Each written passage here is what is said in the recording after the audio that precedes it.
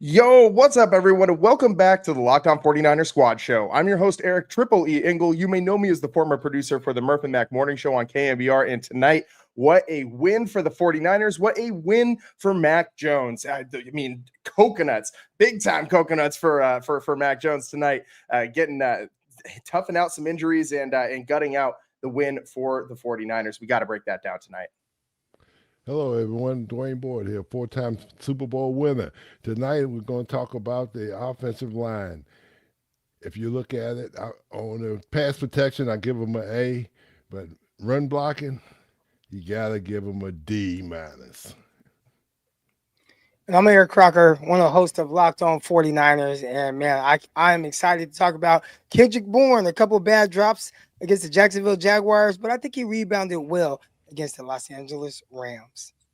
Locked On 49ers Squad Show starts now. To all the faithful, it's the 49ers Squad. Everything San Francisco 49ers every week. Covering all the big hits and game-changing plays from Levi's Stadium. The way only the Locked On Podcast Network can. For those faithful to the Bay, the 49ers Squad Show starts now.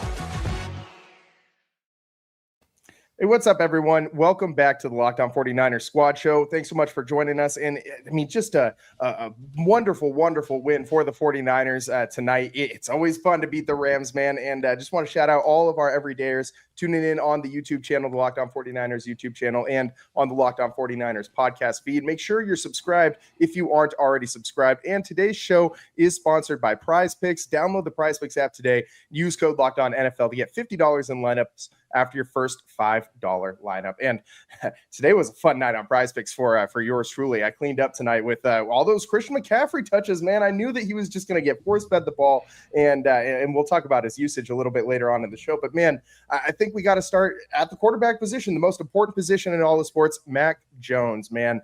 I know we don't want to talk about a quarterback controversy, but he's kind of forcing that conversation a little bit. I think all of us are pretty unified in the fact that we think Brock Purdy should maintain that starting role. But you're gonna hear it. You're gonna hear it this week.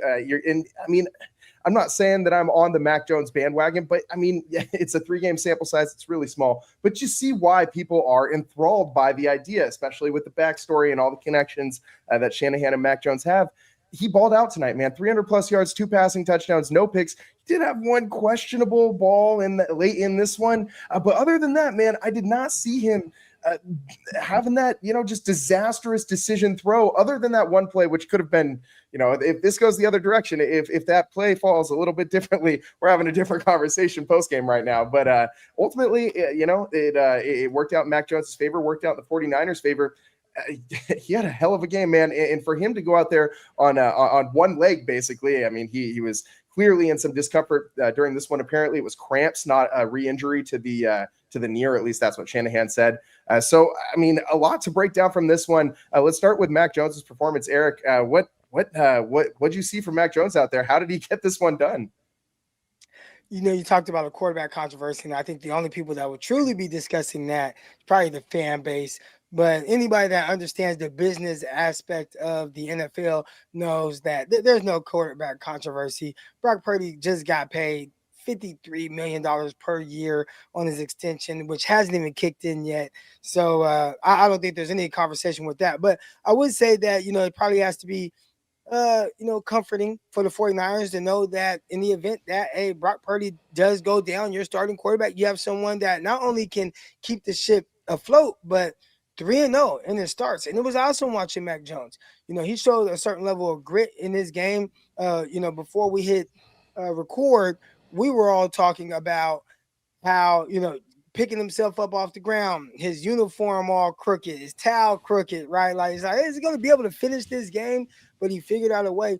And time again, man, he made some timely throws in this game. So I was very impressed with how he really ran the 49ers offense. I thought for most of this game, he was very efficient. He did have the one time that you talked about, Eric, late in the game where he put the ball in harm's way. But aside from that, it's been a real positive, a real plus for the 49ers to see how Mac Jones has played so far early in the season for the 49ers when they've needed him.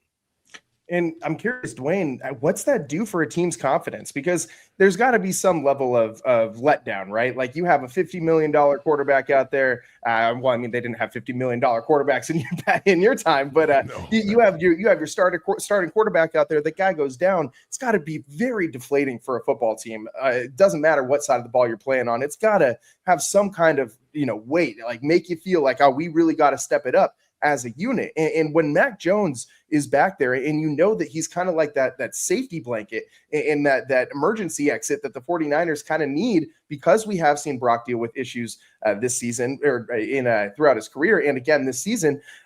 What's that do for a team when you kind of know that you have that safety net in your backup quarterback being a serviceable guy that can go out there and win you a football game? Well, you watch the game and you see he's up on the sidelines getting his arm rubbed down. He's getting his knee worked on. And guys see that. They don't see the guy going in the tent.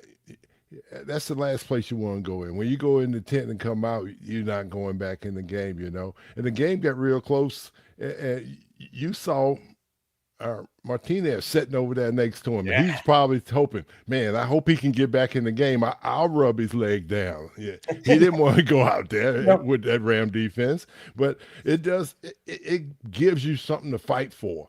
And the defense, it makes you want to go out and fight for him. When you see him over there limping off the field, and like Eric said, this guy, his pants is crooked, his helmet's halfway around and turned halfway around. He's looking out, he's looking through his ear hole, and they see that, and then they see him go back out there, and it makes you want to fight. And he did look a little disheveled at times, and I did see something during the broadcast with when they zoomed in on Martinez on the sideline after Mac Jones went back in, and I'm sure that this was just a happenstance based on when the camera caught him, but it kind of looked like he had a sense of relief almost. I'm sure the kid was excited for potentially his first NFL action, but it was just a funny visual to see him looking almost like, oh man, I'm glad I don't have to go out there. And but we did talk a lot this week about how Mac's not fully healthy going into this game. Very, very, very close to being Adrian Martinez time in this one, and I think that would have been really interesting to watch, man. One bad play he had, though, was on the quarterback sneak on fourth down. He did a great job of selecting where he wanted to go with the ball, but he couldn't wait to get down. And he got down short of the marker. And I don't know how many good steps. Turnover on downs. I don't know how he had some steps left in him. It looked like it, but he wanted to find the turf real fast. Yeah, he did. I don't think Mac Jones was wanting to get mixed up in any scrums tonight based on the way that leg was looking, man. But ultimately, they got it done. And his favorite target today, Kendrick Bourne. It wasn't third and KB. It was every down in KB. He had 11 targets tonight, snagged 10 of those receptions. Didn't see any of those drops that you saw last week. A redemption game of sorts for Kendrick Bourne, a homecoming game of sorts. I mean, I guess they were in LA, but we're considering Rams house 49ers home turf at this point in time with the way that the 49ers absolutely dominate SoFi Stadium. But Kendrick Bourne, 10 receptions, 142 yards. He had the long of 35 early in this one to kind of set the tone. Crocky, you started off the show with it. How was Kendrick Bourne open like all day long today? It seemed like they just didn't want to cover anything short at all.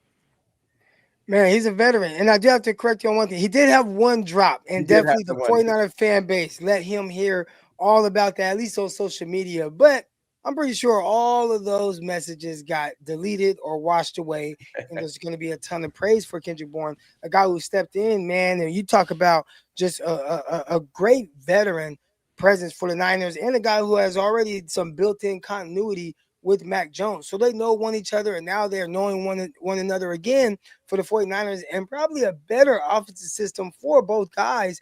They've been figuring out just how to get him the ball in space. And tonight, he not only did a really good job of catching the ball and finding his spots, but also some run after catch opportunities as well. It was exciting to see that. And then in clutch situations, they were going to him.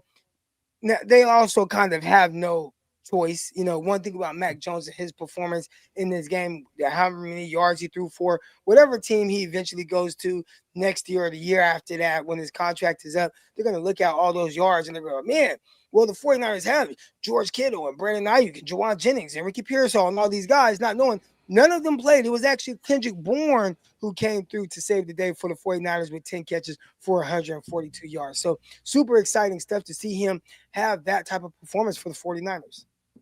Yeah, I mean, I felt like he was target number one for Mac early and often and all throughout this game. It was nice to see someone other than Christian McCaffrey lead the team in receiving for once. Even though McCaffrey did do a lot of work as a receiver, 8 receptions for 82 yards for CMC, also had a touchdown grab in this one.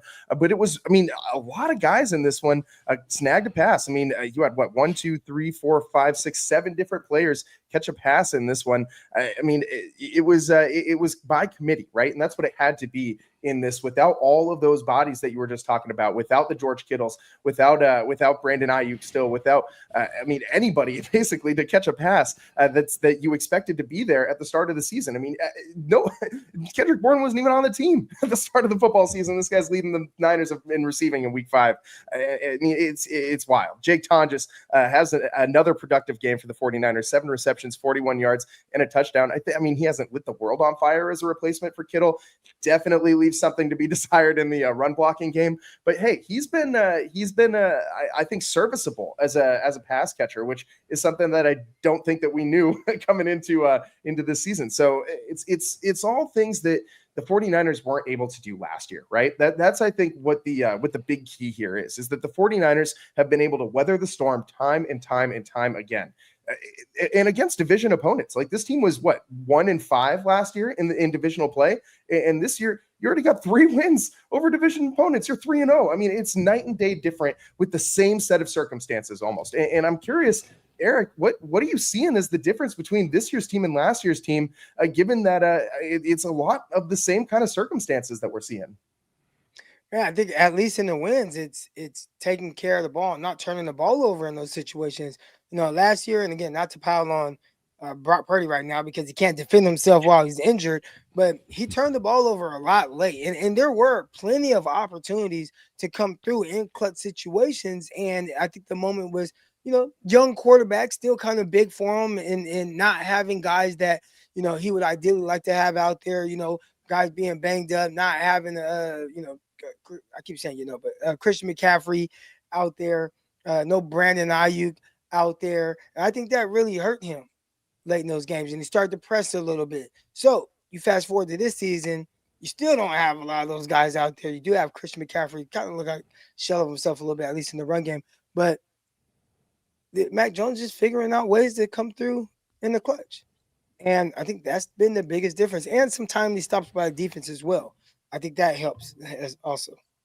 Yeah, and one thing that we haven't touched on yet, talking about the 49ers offense moving along and staying on schedule, is Kyle Shanahan, I think, did a great job play calling today. I think that he kind of knew that run game was going to be limited a little bit, still committed to it as a Shanahan offense would, and you would expect them to. But in a lot of situations, he was very good at utilizing that West Coast patented short passing game in place of the run game. And Dwayne, you're a guy who's had a lot of firsthand experience watching that West Coast offense. How much of an impact on this game do you think Shanahan's play calling had as far as keeping the offense on schedule? Well, in the first half of the game, he had quite a bit because, we talked about what personnel group that he was going to use. He used a lot of 12 personnel, which is 2 tight ends and 1 running back. That made a big difference and caused a little bit of a matchup, too, because one time they split McCaffrey out and they had the tight end over, too, in a slot formation. And you had 2 linebackers lined up on that side, and that's a mismatch. When you get a linebacker on McCaffrey, you got trouble. A linebacker can't cover him yet, and that was a big thing for him in this game. And another thing too, when they went away from the 2 tight end, they couldn't. The offense went away, and I think that's his best thing right now because when you got 2 tight ends out there, and 2 receivers and McCaffrey, that's your best option right now because you don't have the deep threat. You don't have nobody that can go out, and take the air out and get down the field on them. And with that, he did a great job, I thought, in the first half of the game, but then in the second half, kind of went away, especially on that man. when it was backed up and had to close the game out, and they couldn't go. They didn't go. They didn't gain a yard when they tried to run 3 times in a row. It didn't work. Yeah, I mean, you're backed up against the goal line there, so I get why they're running the ball in that situation, trying not to get the safety and give the ball back to the Rams in that situation. But I get what you're saying. The running game was so ineffective today. Only 2.2 yards per carry as a team. Christian McCaffrey, 2.6 yards per carry by himself, 22 carries for 57 yards. That's a lot of times touching the football and just getting to the line and falling forward. But I did see a stat that he had something like 40 plus yards after first contact in this one, which to me tells me that the Rams D-line is living in the 49ers backfield on these run plays. Dwayne, what is wrong with this 49ers run offensive line in the run game? Why can they not get any push at all? Why is Trent Williams moving backwards on run plays? I don't understand what is going on with the Silverback Gorilla and the rest of this 49ers offensive line. Just looking at it, they don't have the drive. It's like once they get locked on to opponents, they get knocked back. And when you're a great offensive line, you're the ones that's the bullies. You're the one that's supposed to be pushing the line, the other guys, the defensive lineman back. But it wasn't like that.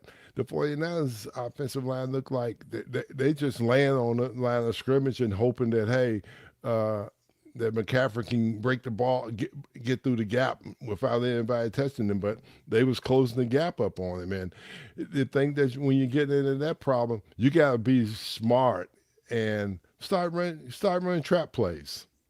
Yeah, and running trap plays, running cross toss cracks, to get McCaffrey outside. And when he went outside, they're not getting the edge blocking from the tight ends. You got to get edge blocking some kind of way or line up. One guy that I used to hate to play against was Bill Belichick, because Bill Belichick would bring the tight end in from the outside and crack on the defensive end and pull the front side tackle and run toss plays. That was a hard play to play because you wouldn't expecting the crack to come from the outside. Yeah, you're expecting that pull to come from inside the line, not outside. Yeah, not outside, and he run the toss on you and let the back be one-on-one with the corner.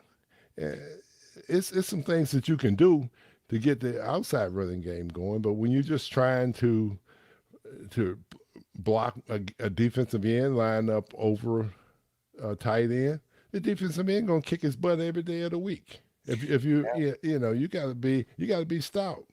Especially when you gotta be George Kittle. Yeah, that's what I was just about to say. Especially when that tight end is not named George Kittle, man. I think the Niners miss him more than anybody else on this roster. That anybody that they're missing, and that includes Nick Bosa and Brock Purdy. And I know that's a crazy thing to say because the most important position in football is the quarterback, and the second most important position in football is either pass protector on the blind side or pass rusher. Those are the top 3 most important positions in football. The 49ers are missing 2 of them. And I'm telling you right now, George Kittle is more important for the 49ers to get back than Brock Purdy or than Nick Bosa. I think that the 49ers have shown you that they can win games without Nick Bosa. This isn't the first time that they've had a Nick Bosa injury that they've had to kind of figure out how to keep going through. And Brock Purdy, they've shown you that they've won 3 games this year without him. And I know they've won some games without George Kittle this year, but the one thing that is obvious is that this run game looks entirely different without him. And you are seeing right now, real time, how valuable George Kittle is to this team, not just as a receiver, but as a run blocker. This guy is the best run blocking tight end in all of football. He's a better run blocker than half the left tackles in the NFL. Like, this guy is so valuable to have on the outside edge of this offense. And also, I think it's worth noting, I don't think that Mac could move quick enough today in the second half to make those outside handoffs. If he really wanted to run an outside zone play, I don't know if he would have been able to actually get out there to hand the ball off to McCaffrey in time before the defense got into the backfield. You can always run toss plays and things like that. But ultimately, I think that the 49ers got to find a way to get this run game going. And hopefully George Kittle comes back next week, and hopefully he impacts that run game in a positive way for the 49ers. We got to take a quick break here. On the other side, we got to talk about this defense, man. We got Dwayne Board on the show, and we had a big old defensive lineman, Alfred Collins, making a huge play in this one. Got to get Dwayne's opinion on that next here on the Locked On 49ers Squad Show. Today's show is sponsored by FanDuel. The NFL season is here, and FanDuel has an offer you don't want to miss. Right now, new customers can bet just $5 and get $300 in bonus bets if you win. That's right. Pick a bet, put down $5, and if it hits, you'll unlock $300 in bonus bets to use across the app. In last night's show, I told you guys, hammer the over on that Christian McCaffrey receiving yards line. I was seeing it around 50, and he went way north of that. So hopefully you guys got in on that, and we'll have another one for you next week in the middle of the week when we do our Wednesday show. Usually I'll be giving you a pick of the week then as well. So what are you waiting for? Visit FanDuel.com to download the FanDuel app today and get started.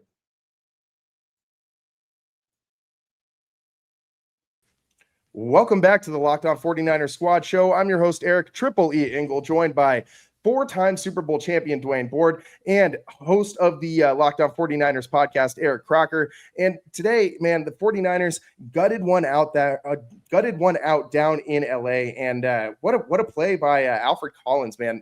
49ers needed some turnovers. We talked about that yesterday in our Wednesday show. It feels like that was a while ago after how long this game felt. I mean, this game felt like it was an eternity. There were so many twists and turns. Super, super highly entertaining football game, just from a fan perspective. But in this one, I really loved what I saw from the 49ers D-line. They completely shut down that Rams rushing attack. I mean, Kyron Williams did have 4.6 yards per carry, but they only held him to 65 yards. This was a lot better than the 49ers showed against the Jaguars rushing attack. And ultimately, they made the Rams have to throw the football. They forced Matt Stafford to throw 47 times. He did have 389 yards and 3 touchdowns and no picks. And the 49ers still looking for that first interception in 12 games now? I mean, it's been a while, but they did get some turnovers in some other ways. Let's go right to Alfred Collins, the big defensive tackle, getting that big, just swinging that big hook in there, punching that ball out, and then falling on top of the ball. I thought that was a massive, massive momentum swing in this one. Dwayne, what did you see from Collins? How was he able to punch that ball out? Well, one thing, he defeated his block. He defeated his block first, and then he did a great job of getting that big hand in there and punching the ball out and falling on it. And for a defensive tackle to make a play like that in a game like that, that's big time. And you just hope he keeps coming and keep on making big time plays. And it was one thing that showed up, that the guys up front in the run game, they did, like you said, they did a great job because they held them to 78 total yards rushing. They only ran the ball 16 times though, but they held them when they needed to too. And the pass rush, that's a different story. They look like, when you go in the kitchen and you throw a refrigerator magnet up on the refrigerator, what do? They stick to it. That's what they was doing in the pass rush. It was like all they was doing was sticking to the blocker. When you're a pass rusher, the first thing you're going to do is work the edge and use your hands to get off the block. And you didn't see none of that. You didn't see no hand use in the pass rush at all. The only time they got pressure was when it was a 2-minute drive and they started running games, which I talked about a lot, and it made Matthew Stafford move around because he knew if they were straight rushing him, he knew where the most effective rusher was coming from. So, hey, he's going to go and sit in the pocket when they're sticking on the block. And when they started running games, it made him move around. It made him uncomfortable because he didn't know where the rush was coming, and they only ran a few. And the one time that they did pressure, they ran a 7-man pressure, and Williams slipped out the backfield, and the safety didn't take him. He has to take him. He can't let the guy run past him when you play a 7-man, when you got 7 guys coming, because, hey, you're short on the back end. So he should have hug rushed him or something. Yeah, on that touchdown, it was wide open. And Matthew Stafford, he saw it when the guy came. He knew, he had it right away, and the ball came out quick.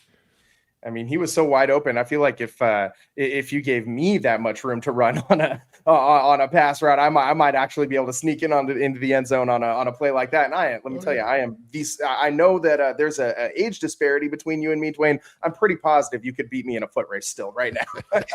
I am not a fast guy, but in this one thing that you touched on right there, Bryce Huff did get that sack, but again, he's the only guy on this team who plays the defensive line position and has a sack. He's the only person who plays in the front seven and has a sack that is not currently injured. Nick Bosa has the 49ers' other 2 sacks as from a defensive lineman, and then the other sack that the 49ers have this season came from Upton Stout. The only guys that have gotten to the quarterback that are still healthy are Upton Stout and Bryce Huff. Something's got to change. The 49ers got to find a way to pressure the quarterback. And like you said, when they're blitzing, they're leaving stuff wide open. They aren't doing a very good job of covering on the back end of those blitzes, and it's going to be a problem. Like, you're not going to be able to disguise this lack of a pass rush for the whole season. So, Crocky, do you think? I mean, I can't remember if you were on the show with us when we were talking about the possibility of maybe going out and making a trade for a Trey Hendrickson or someone like that. It might have been with Brian that we were discussing that. But after a game like this, I feel like this kind of gives you the confidence of this team can beat anybody. You just went out and beat the Rams, who are, a playoff caliber team and very, very solid. And they at home and you go into their house and you beat them with this roster that you see the 49ers have available to them right now, which is, very, very banged up. How does that kind of change the calculus and maybe pursuing an edge rusher like Trey Hendrickson? I think it is something that you have to be a little bit more aggressive, or kind of looking into potentially making a trade and being aggressive, at least by the trade deadline. I go back to 2019 with the 49ers mid-season around week 7 or so, about a week before the deadline, traded for Emmanuel Sanders, and they let everything play out. They realized, all right, look, we are really good. Our defense is firing on all cylinders. All right. But, man, we're missing that one receiver. Marquise Goodwin, we like you. Debo Samuel, you're young. Kendrick Bourne back then, still kind of young. Guys that just weren't quite ready to carry the load. So the 49ers were like, let's go make a move for a guy who can step in right now, get a veteran who can contribute to a potential long playoff push. And this situation can definitely turn into that. You see them piecing things together, trying to figure it out. You start to get some guys back like the George Kittle and Ricky Pearsall and Jawan Jennings, and once those guys start all coming back and you see how this looks, and then you get Brock Purdy back, then you might look up and say, you know what, man, 49ers, they're around the trade deadline 6-2 or 7-1 or something along those lines. Hey, let's go make a trade for someone who's going to be impactful on the defensive side of the ball, because I don't think that they can continue to live out there defensively the way that they are playing right now. You got a lot of young guys on the back end. They're still trying to figure things out, what Robert Saleh's liking and wants in the coverages. So they're going to take their lumps. You look at the front end, they're definitely not getting much pressure. And the one sack that they did have in this game came on the first drive of the game. So for the rest of the 55 minutes or so of that game, there were no sacks and barely any QB hits.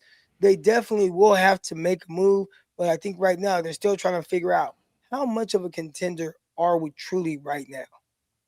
Yeah, and they only had one quarterback hit after that Bryce Huff sack. It was an Alfred Collins quarterback hit later on in this one. But yeah, I mean, the pass rush was non-existent. I felt like Matt Stafford had enough time to knit a damn sweater for himself back there in that pocket all day long. He was, just standing there like a statue. And the guy's not exactly a spry young player anymore. He doesn't have the same legs that he once did. Not that he was ever a super speedy guy to begin with, but if you're going to get after somebody, it's a quarterback like this. And Stafford is very good at releasing the ball quickly. And it felt like the Rams and the 49ers were both running a lot of quick outs today. It seemed like that was just open all day long. I don't know, man. It seemed like the Rams kind of went away from that in the last little bit of this one, especially in overtime. And they started trying to run the ball again. And that really didn't make sense to me. I don't know. Crocky, did you see the Rams kind of make a substantial shift in their play calling, and why did they go away from that pass game late in this one? It could have been maybe clock management type thing they were doing, but I was glad to see them go away from the pass because Matthew Stafford was picking the 49ers apart for the most part. There were a couple of instances where they weren't quite on the same page, or Stafford wasn't on the same page with maybe Devontae Adams and some of the receivers. But for the most part, he had a decent amount of time, unless the 49ers really tried to send like an all-out blitz. And as Dwayne Board mentioned, they didn't do that all but one time. I'm glad they went away from the run. Yeah. Excuse me. I'm glad they went to the run and went away from taking the ball out of Matthew Stafford's hands because it was tough. Every time I saw him drop back to throw the ball, I'm like, oh man, somebody's downfield open. And more times than not, he wasn't pressured very much.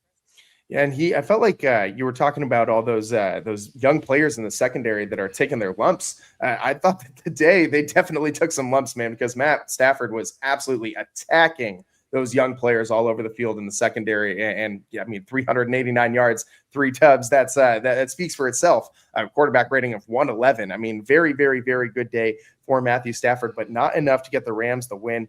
And Dwayne, you always tell us you got to pack 2 things when you go on the road. Yeah, you got to pack your defense and special teams. But also, we might have to throw in a third. You got to pack your running game and to close the game out.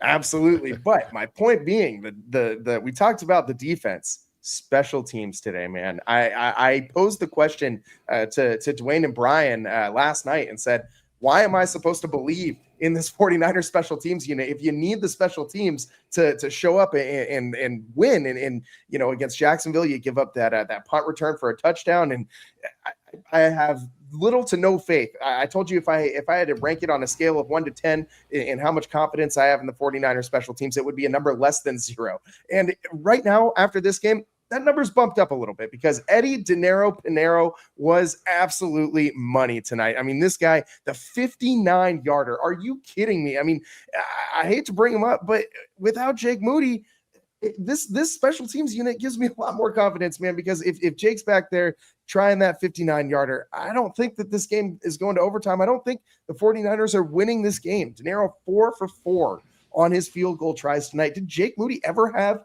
a game where he hit 4 field goals? I don't think so. I mean, Dwayne, how important is it? He had one? At least one. Last season, week 1 against the New York Jets, I want to say he hit 6 field goals. Interesting. I want to say, but hey, Mo Money on that 59-yard when he hit it and didn't hit the upright. He glanced it. And it counted. So that was a big thing right there, If it was Moody, guess what? I would put my money on him drilling that left upright dead center with a bark. He did have a pretty good habit of not just, I mean, his misses weren't usually super terrible. He had a pretty good accuracy when it came to clanking that upright. But ultimately, Dinero, absolutely money today, 4 for 4. You did see Sky Moore almost muff a punt in this one, but ultimately he was able to recover it pretty quickly. And the 49ers special teams unit didn't give up that huge play to the Rams to let them back into this one late in the game. I was kind of thinking back to last year when the Rams had that huge kick return by Tutu Atwell to set up I can't remember if it was the game tying or the game winning drive in one of their matchups last year, but I was kind of waiting for something like that to happen and it just never did. So credit the 49ers special teams. It at least didn't hurt them today, right? Like Eddie Dinero, 4 for 4, had all his opportunities and even drilled that 59-yarder. It hits the eventual game winner in overtime, and the 49ers go home happy, taking a win away from the Rams down there in LA. They enter week 6, 4-1, and you're playing the Tampa Bay Buccaneers coming up next. I think that's going to be a tough matchup for them. Probably the toughest non-conference opponent that they have this year, non-division opponent this year. Probably the strongest team they face that's outside the NFC West, because the Bucs just, I mean, they're not the best team in the world, but the 49ers schedule isn't super challenging going forward after this one. So if you can beat the Bucs and you're sitting there at 5-1 after week 6, you're feeling pretty good if you're the 49ers, especially considering all of the bodies you're going to get back in this one a little bit later on. So I'm excited about where this team is sitting right now. Crocky, how are you feeling about where the 49ers are at, sitting at 4-1 after this win? Oh yeah, no, they're definitely sitting pretty. And again, you try not to look too far ahead, but you look at the schedule and Tampa Bay, that is going to be definitely a very tough challenge. I'm actually going to go to that game, so I'll be traveling to Florida for that. But then after that, you got the Falcons, the Texans, the Giants. There's some winnable opponents or playing against opponents that aren't playing the best of their football. So I think it's a great opportunity for the 49ers really to get healthy more than anything. So, you would like to see them play well and just kick everybody's butt, of course. But, man, a great opportunity for guys to start kind of filtering back in. And some opponents, nothing in the NFL is easy, but it's not like you're going up against the Baltimore Ravens or the Kansas City Chiefs or the Buffalo Bills. So you can kind of look at it as an opportunity to ease guys back in and get some games where you can be very competitive and hopefully pull out some more W's. But I like where the 49ers are sitting at right now, especially after winning this football game against the Los Angeles Rams on the road. Yeah, and you get the mini bye week because you had, of course, the Thursday night game, so it gives the Niners just a little bit more time to get healthy before that matchup against the Buccaneers, which I think plays into the 49ers' favor. It just a lot of good vibes going around Santa Clara right now for the 49ers. And Crocky, we got to get the good people at Locked On to give you all I can think of when I think of Raymond James Stadium now is that Amazon segment where Marshawn Lynch, I think this was last season or the year before, went to Raymond James. It was firing the cannons. We gotta get Crocky on the ship, firing the cannons. We got to get the good people at Locked On to sponsor a remote segment for you going out there, man. That would be awesome. Yeah. It's one thing that they're going to have to deal with, too. Didn't they change the time of this game to 4:25, a later start? Which would be, I think so. If they did, it's going to help the 49ers in a way of it'll be a little bit cooler. And if you're not used to that Florida heat, that humidity gets you. And it's still there.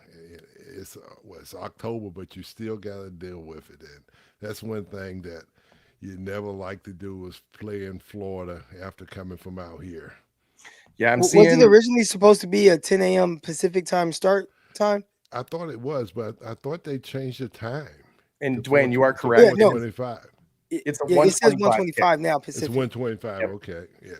Yep, and it's I'm looking right now at AccuWeather, and it says it's going to be 89 degrees out there at Raymond James Stadium, so it will be sweaty. And you can bet. What's the humidity? Oh, I'm checking right now. It's going to be real feel 101 degrees. So with a chance of thunderstorms. So that's going to be exciting. So to say the least. So we'll see what happens for the 49ers out there. But you're right, man. It's nice, and it was a little bit San Francisco level humid today here in the Bay Area, but not nothing like Florida, man. So it's gonna be hot. It's gonna be sticky. It's gonna be feeling like you're just trying to breathe through this thick air that doesn't really want to go into your lungs. It's gonna be tough, man. Going down to Florida in that heat, but ultimately, I think that you bank on maybe getting a George Kittle back and maybe finding some holes in this rushing attack. That would just make my day if the 49ers could go down to Florida and just beat up on Vita Vea and that offensive line. Bay Area kid, Vita Vea, by the way. Bay Area. I think he was San Jose area. So Milpitas High School. Milpitas. There you go. He was a fullback when Eric at Milpitas High School. Yes, he was. Yeah. I used to work with a guy who described trying to tackle him as nightmarish, and I could see why. Man, I would not want to try to tackle a 300+ pound man. And he said he's been about the same size that he is now since the kid was like 14. So just imagine that 300-pound Vita Vea just bowling guys over. My friend actually told me that the one time that he tackled him, he actually pulled him down by his hair, and he was afraid to get in front of him for the rest of the game.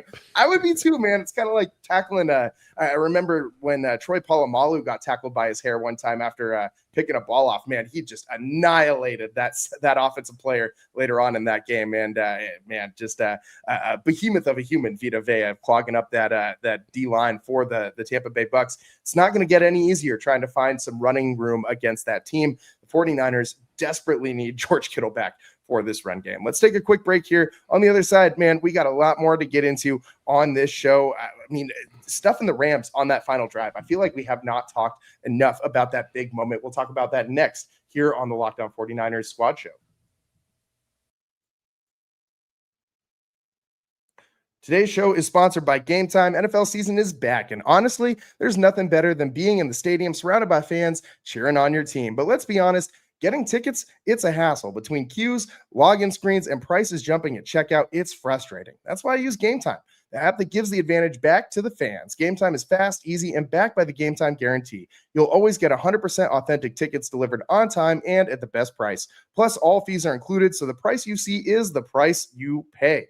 And I love using Gametime not only for sporting events, but for anything basically that requires a ticket. Concerts, whatever you're into, Gametime's got it, man. I frequently check out their last-minute deals or their zone deals too. You just pick the section, Gametime picks the seats, and you save big. Download the Gametime app, create an account, and use code LOCKEDONNFL for $20 off your first purchase. Terms apply. Again, that's promo code LOCKEDONNFL for $20 off. Swipe, tap, ticket, go. Download Gametime today. Welcome back to the Locked On 49ers Squad Show. I'm your host, Eric Triple E Engel, joined as always by Dwayne Board, 4-time Super Bowl champion, and Eric Crocker, host of the Locked On 49ers podcast. And man, the 49ers defense, I'm not going to say they were great today, but they stepped up when they needed to. When the chips were down, the 49ers defense rose to the occasion, and none bigger than that last stuff on that fourth down drive, just absolutely stuffing the run game. Kyron Williams got nothing on that one, and it looked like it was just a whole host of 49ers getting in on that play. Dwayne, what's the mentality when you know it's 4th and 1, and you know those guys across from you are you know exactly what's coming? It's something right up the gut, whether it's a quarterback sneak or it's a run play. What are you thinking as a defensive lineman on the interior? How are you planning to stuff them in that situation? Well, the biggest thing is, I've talked about it, is getting knocked back, and that's what they did. Those tackles inside, they did a great job of pushing the line of scrimmage back, playing in the negative zone, and that was the key to the game. If they hadn't been able to knock them back, it would have been a touchdown for the Rams, for those sorry-ass Rams, as I always call them, I feel like those tackles that they have now are good. They're going to keep growing these games. But when you watch them, you just wish they had more speed, because I saw a couple of them running today. It was like, man, it looks like they was running in quicksand. Yeah, trying to get big old Alfred Collins moving. It's like trying to start the Mack truck. You got to shift through all the 27 gears before you get up to freeway speeds. But I agree with you, man. I think that Alfred Collins especially looks really good. He was at the center of a lot of action tonight, and he looks like a future anchor in the middle of this defense. Are you feeling the same way about him? Do you think that this is a guy who the 49ers can lean on going forward? Yeah, I think he is. He's a guy, along with C.J. West, too, but he was out. What gets me, how can he be out with a hand injury? Hey, put some tape on it, man. I saw Ryan Lott cut his finger off and play the next week. Maybe Ronnie can lend CJ his scalpel, you know what I mean, for to help him with his finger issues. Yeah, for sure he will. Ronnie would have wooed him back in the game. They were hitting like Ronnie tonight, punching the ball out and making plays when they had to. And ultimately, those 2 fumbles that the 49ers were able to recover, I think, played a massive role in this game. I don't think they win without those turnovers. Crocky, they still need to get some picks, man. What the hell does this secondary need to do in order to get their hands on a football and start running the other direction? Because it's been, 11, 12 games at this point since their last one? Defensive back's best friend is a pass rush. And right now, the 49ers just lack that. So you would love for guys to just figure out different ways to take the ball away. But if you want any kind of consistency with being able to get those interceptions, it's going to be because of pass rush. Whether it's stunts and the quarterback is tricked, trying to get the ball out of his hand right now, throws an errant pass because of the pressure, and the secondary guys are the beneficiaries of it. But right now, you're not able to get any pressure, especially with 4. Think about some of the 49ers' best seasons with interceptions. I believe it was 2018 where I think the 49ers have 5 turnovers for the entire season. And then you go and get Nick Bosa, and you go and get D Ford to go with Eric Armstead and DeForest Buckner. And next thing you know, they're picking off passes left and right because they're able to rush 4 guys. They don't even have to blitz, but they're getting pressure with 4. And now you're able to drop more guys in the coverage. Right now, the 49ers are not able to do that. And when they do try to go about it that way, they're not getting any kind of push. And in turn, guys are sitting open in zones down the field, and it's making it extremely difficult for the guys on the back end. So, there ain't no Deion Sanders or Eric Davis and those guys out there right now for this 49ers secondary. They're going to have to figure out a way to get more pressure. The tough thing also is when you blitz, it leaves even more holes, and you have to make sure you get there. And they're not even really getting there even when they blitz. Yeah, and we did see when they.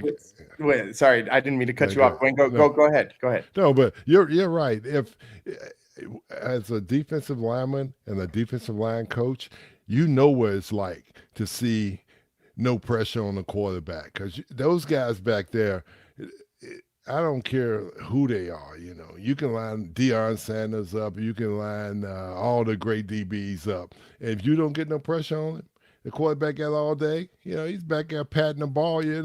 He can shine his shoes, take a Coke break. Well, not a Coke break. He take a smoke break. And guys are running free, and it's disheartening. And as a defensive line coach, those guys back there are busting our tails off. So you better get something done up front. And I say it over and over again. They need to learn how to run games. I saw the Rams tonight running games where they was picking and rubbing guys, and they was getting hits on the quarterback. And that's all you got to do.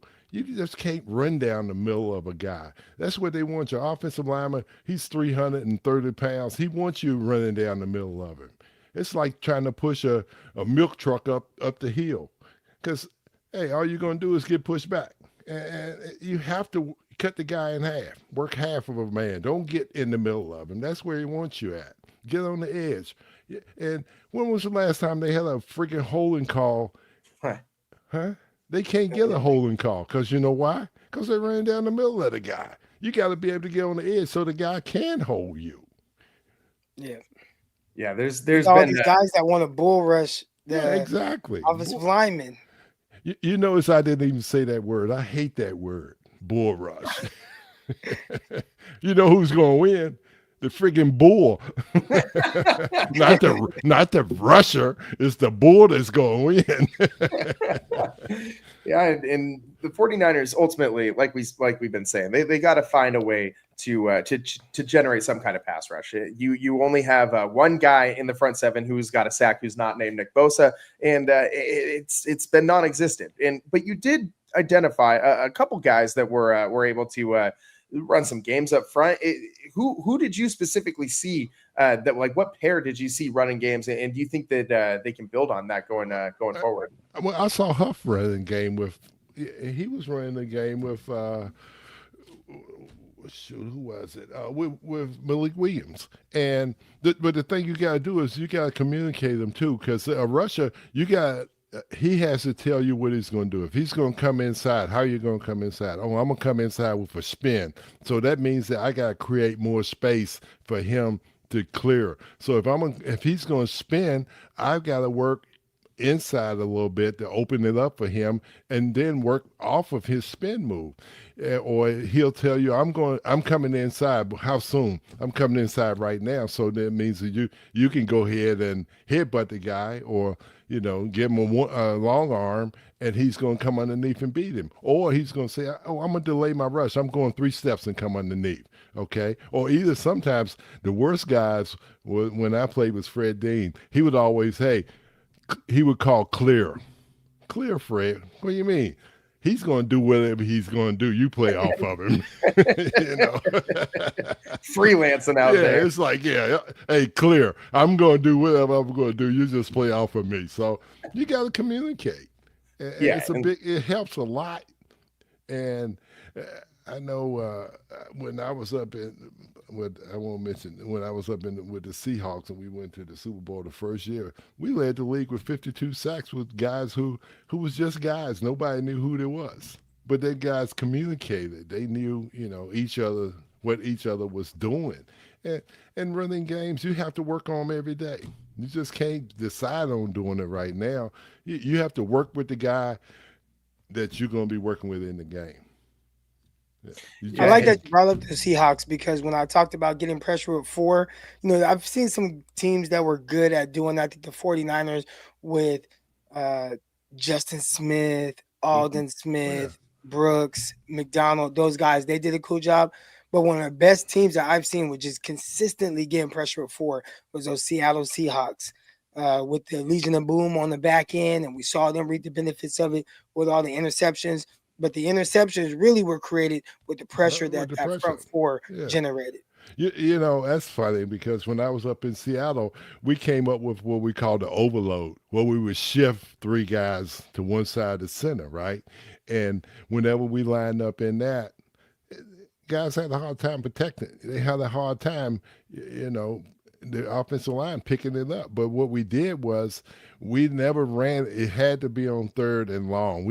I see guys running on 3rd and 5. What are you going to run on 3rd and 5 for? All they're going to do is run the ball, We're doing that because on 3rd and 7 and plus, the quarterback is going to do what? He's going to hold the ball longer. So you got more time to work to get guys open. And, it's a science of rushing the passer.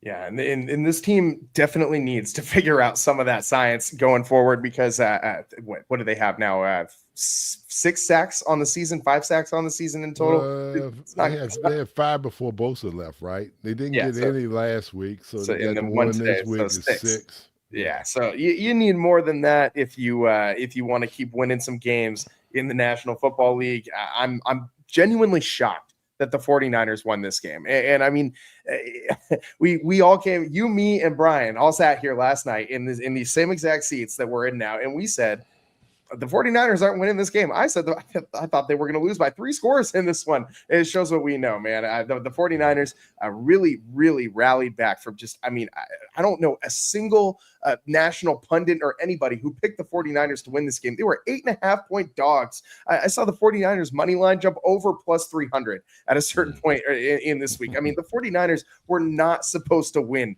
this football game, according to anybody who supposedly knows anything about football. But hey, that's why the saying any given Sunday exists, or tonight, any given Thursday, I guess. And the 49ers, I mean, I'm genuinely impressed by this team. They're 3-0 on the road, 4-1 on the season, and they're doing this with Mac Jones on one leg, with Christian McCaffrey averaging 3 yards a rush, with the defense missing its top pass rusher, with how many hundreds of millions of dollars on the injury report right now for the 49ers. It feels like 70% of this team's cap room is on the injury report, and yet they keep winning games. They haven't had Brandon Ayuk this season. Doesn't matter. Keep winning games. Keep throwing the ball for 300 plus passing yards. Mac Jones 342 tonight and 2 touchdowns with no picks. I mean, I cannot continue to express how impressed I am with this team, and just the waiting in the wings is George Kittle, is Brock Purdy, is a lot of other talent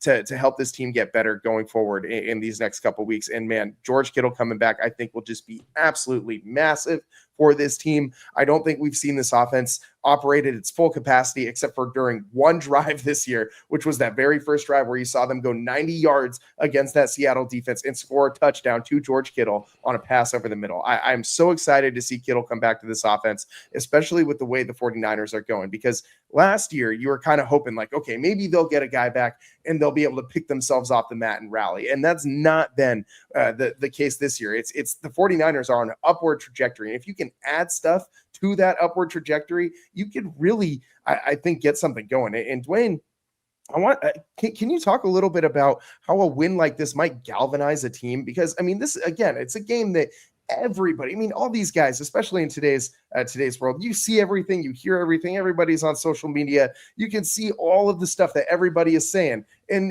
none of it was very good about the 49ers going into this game. If you are the 49ers, you go on the road, you beat the Rams in their house without any of your key starters. How much momentum does this build in a locker room? How does this bring that unit together? Well, we talked about it earlier in the season, before the season even started, that with injuries, it's always the next man up. So when the next man is up, he knows that he's got a responsibility. You don't want to see a drop off at that position, and that's what's carrying the 49ers right now. It's, hey, week in, week out, next man up, because somebody's going to go down, and you have a roster to pull guys from. And that's one thing that John Lynch has done well, is coming up with guys who can be that next man up. And one guy that we can probably get into this a little more on Wednesday's show about who those next guys up are going to be going into next week, because I think the 49ers are going to have even more injuries in that front seven after this one. But one guy that impressed in the preseason, who's still hanging around on the 49ers practice squad, is Valdez. And I thought that he had a great preseason. He popped pretty good. And I think he can be a guy that can maybe give you something to rush the passer that maybe they don't have on this roster right now. Crocky, you were talking about maybe waiting a couple weeks to maybe go pursue a pass rusher in a trade. Could a guy like Valdez be kind of like a Band-Aid until then? I think what the 49ers are hoping right now is some of the young guys are gaining a lot of experience from the playing time that they've gotten, and that eventually they'll figure it out. But in the meantime, you do need to try to figure out other solutions as well. Maybe a guy like Valdez coming off of the practice squad and getting on that active roster, elevating him to kind of see, hey, go get some pass rush snaps and let's see what it looks like. You know, going back to Valdez, I thought he had a good preseason. I thought the guy was going to make the squad, really, but then he was able to come back on the practice squad, and I was impressed with him. I think it's worth him being the next guy up, because they need him. If Dwayne vouches for him, that's all I need to know, man. Put this guy in next week, get him in some third and longs, and let's see what he can do. So I would like to see the 49ers maybe get a sack on Baker Mayfield. Baker's slippery though, man. That's a guy who he's not the most athletic guy in the world, but he's going to make it work to get him on the ground, even though he's not super big or strong or that fast. Even he's just scatting around back there, and you feel like he's just hard to pin down. But, the 49ers are going to have to rally again to beat this Buccaneers team again, a very, very stout team up front, and a team that has a lot of young talent as well. Emeka Egbuka has looked really good this year for the Buccaneers. And of course, Bucky Irving has been very good so far, although he's a little banged up right now. A lot can happen between now and when the 49ers play the Buccaneers. You got the mini bye week because you finish this game up on Thursday. So now the 49ers get a few extra days to rest, and I think that can be huge for them against the Buccaneers going on the road next week in week 6 to play the Bucs down in Florida. We got to wrap up this show on the other side, put a bow on it, one more break, and then we'll say goodbye on the other side. Don't go anywhere here on the Locked On 49ers Squad Show. Today's show is sponsored by Mazda. Mazda crafts cars for those who do more than simply move. Mazda delivers confidence with every ride, with more IIHS Top Safety Pick Plus awards than anyone else as of August 2025. It makes an everyday drive feel like anything but. From smooth handling to intuitive controls, it makes driving so fun and engaging. And with all-wheel drive standard in every crossover SUV, you can drive with confidence through almost any season. And that's great news to someone like me who tries to get 20 to 30 years up on the mountain every year. I love my snow sports, and you got to have a reliable vehicle. Mazda is that reliable vehicle. And like our players, we sweat every detail, because when you make every move count, impossible becomes irrelevant. Mazda, move and be moved.